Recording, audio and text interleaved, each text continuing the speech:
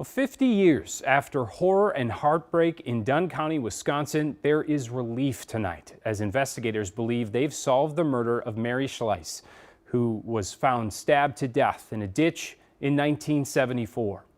For 50 years, most of the roads leading to answers as to who killed Schleiss have been dead ends until now. Lou Raguse is here with what finally led investigators to answers. Hi, Lou.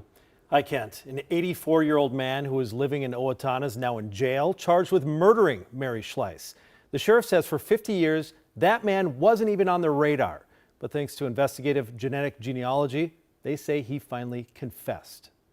The scene sounds straight out of a horror movie. A young woman hitchhiker is picked up, murdered, and left on the side of the road. You know, in 1974, it wasn't that unusual for somebody to hitchhike their way from Minneapolis to Chicago. But it's stories like this is the reason we don't let our kids do it anymore. Mary Schleiss was 25 years old, a U of M honors graduate, and an artist who was traveling to Illinois for an art show on February 15, 1974. Her life came to an end in Dunn County, Wisconsin, stabbed to death, authorities presume, by the man who picked her up. There was an eyewitness that observed a suspect and suspect vehicle that were believed to be connected to the homicide. The suspect vehicle was never found, and this eerie sketch from the eyewitness and a stocking cap left at the crime scene were the only clues that persisted through the years. At one point, Dunn County Sheriff Kevin Bigg says convicted serial killer and former Green Bay Packer Randall Woodfield was suspected. That suspect was eliminated. I'm hoping for justice for my sister. And the case led to countless dead ends, even after Mary's brother Don in 2009 allowed investigators to exhume her body for further DNA testing. It's about the last option. Well, you need the proof, and hopefully the DNA evidence will supply that proof. But the big break came after Dunn County investigators connected with the Ramapo College Investigative Genetic Genealogy Center in New Jersey, where students become DNA detectives to solve cold cases. They provided Dunn County with a lead after running the DNA from the stocking cap through public ancestry sites and developing family trees.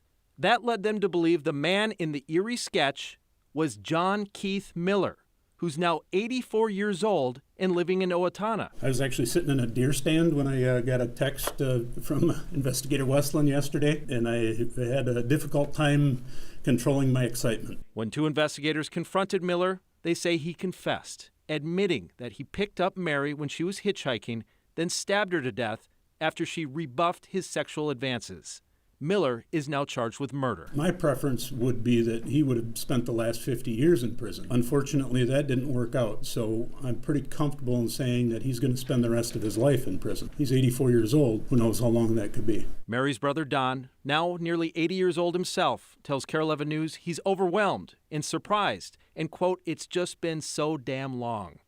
The development, a relief to the victim's family, current and former investigators, and Sheriff Bigg truly believes a relief to the alleged killer as well. I believe it's got to even be a relief for him after 50 years of living with this. It's had to have been on his mind almost every day. You would think anybody with a conscience, it would. So I think he was done fighting it, personally.